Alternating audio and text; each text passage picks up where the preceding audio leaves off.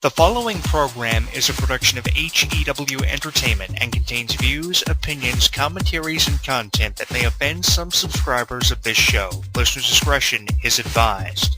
It's the internet's number one rated podcast, and it's live. HEW Entertainment Radio is heard throughout social media on Facebook, Twitter, YouTube, and Google+. If you like what you hear, let us know in the comments of our videos on our YouTube channel, and email Jonathan at jonathanclark2005@hotmail.com. Now, here he is.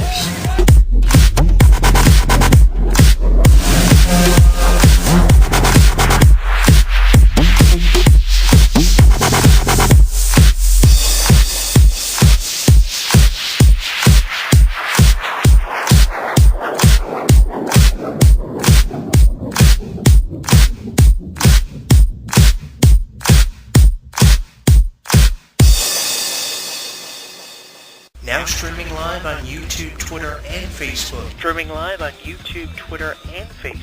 HEW Entertainment Radio is inviting you to comment on our video blogs, join the conversation, and like us. So what are you waiting for? Log on and listen now.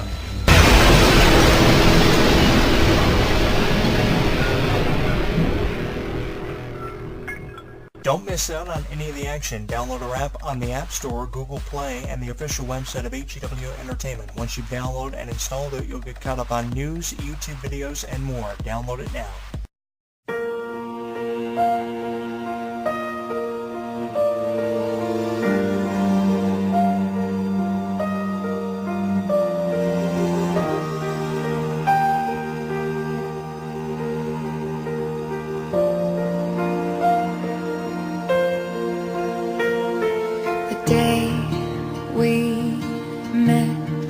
Frozen, I held my breath.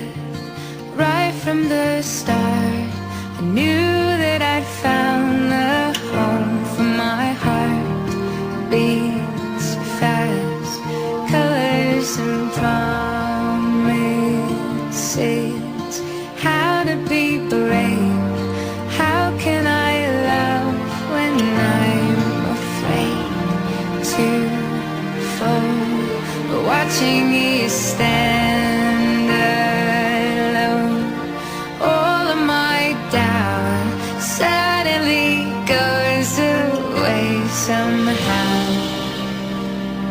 One step closer.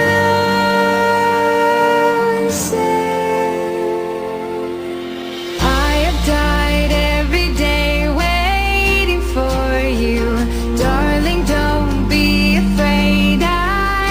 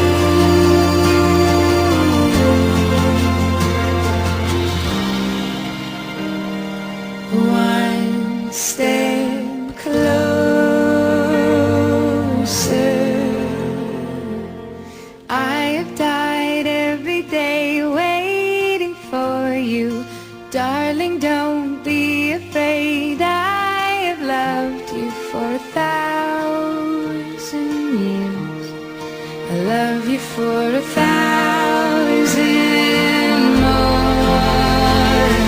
And all along I believed I would find you.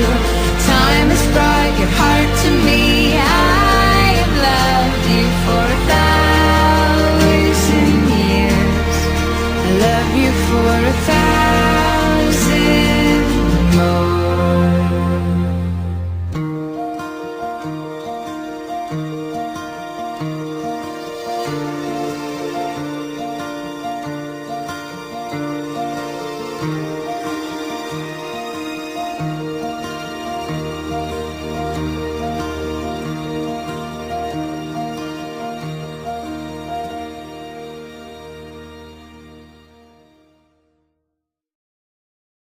I don't know about any of you who are subscribed to my channel on YouTube and following my show's conversation, but I am really excited about Disney's live-action Beauty and the Beast, which is coming out in March. Everybody has gone crazy over the newest trailer, which has been posted on social media. Everybody's been posting it, sharing it, and I can't say that I blame you. I am really excited about this when it comes out in the spring. It's going to be the biggest release from Disney in 2017, and it's going to take home so many awards. I can't even begin to say how many awards this one's going to take home. It's probably going to take home Best Picture of 2017 by the time the awards are handed out. Everybody is talking about this one, and I can see why.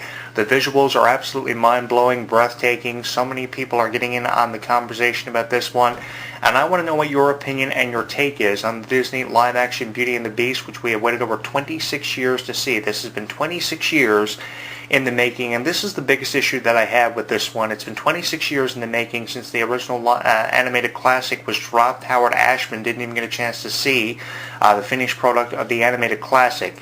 And because it's been 26 years since the animated classic was such a huge hit for Disney and it broke box office records and everybody gave it a standing ovation, do you think they're going to give this one a standing ovation and give it just as high of a review as what they did the animated classic?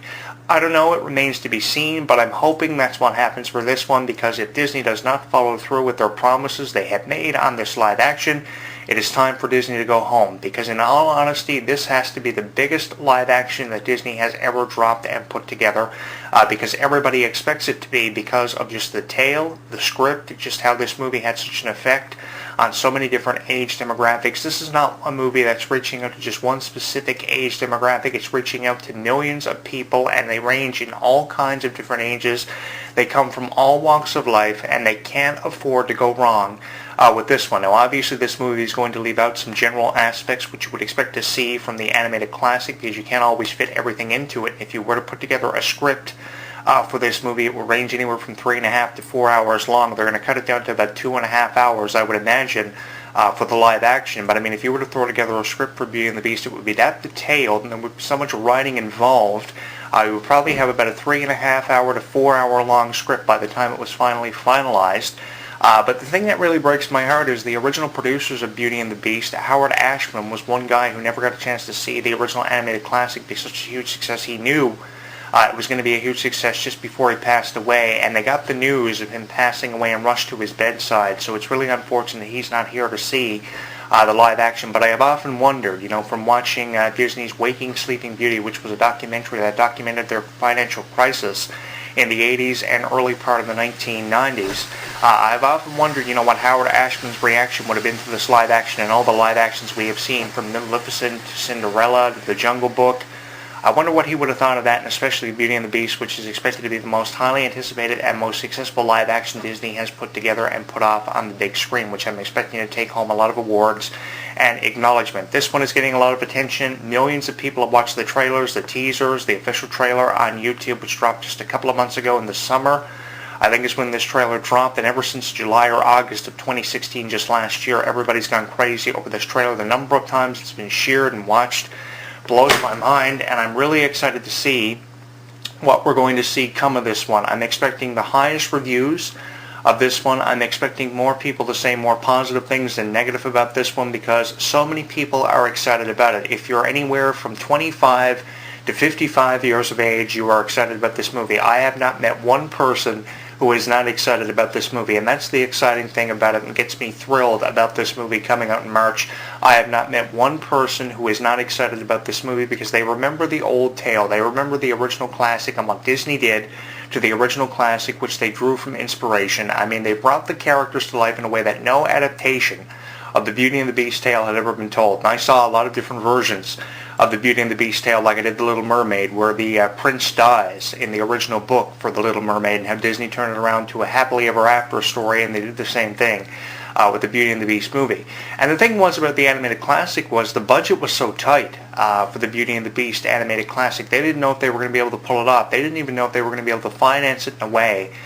They wanted to get this one off the ground. They got it off the ground. It was such a huge success. And if you can get a standing ovation at the end of that classic, then obviously you know you did something right. Disney did not get a standing ovation after every classic they put out after that one, because that one was just such a huge hit. It was a smash in the box office. And if you could affiliate the term blockbuster with any movie, you could obviously get away with affiliating it with Beauty and the Beast. The thing was, the budget was so tight, they pulled it off. They weren't able to produce other classics like that one in the way they did Beauty and the Beast, and that should have told them right then and there. That one was obviously going to be one that was going to be remembered for all time, and it still is being talked about to this very day. I actually just watched the original classic a few weeks ago, and it brought back a lot of fond memories for me. That was actually one of the first Disney classics I had in my collection as a kid, and I was probably about 7 years old when I was collecting the original Disney Masterpiece collection, and that was probably the second or third Disney classic that I had in my Disney Masterpiece collection, which I still have to this day. I put it away for safekeeping, but I remember, watching that movie, taking the time. I put the time into watching the movie, and I remember the opening of the movie. And this is where I say, they really have to get the scenes down pat. They really have to pull these scenes off in a way that you would expect to see these scenes pulled off.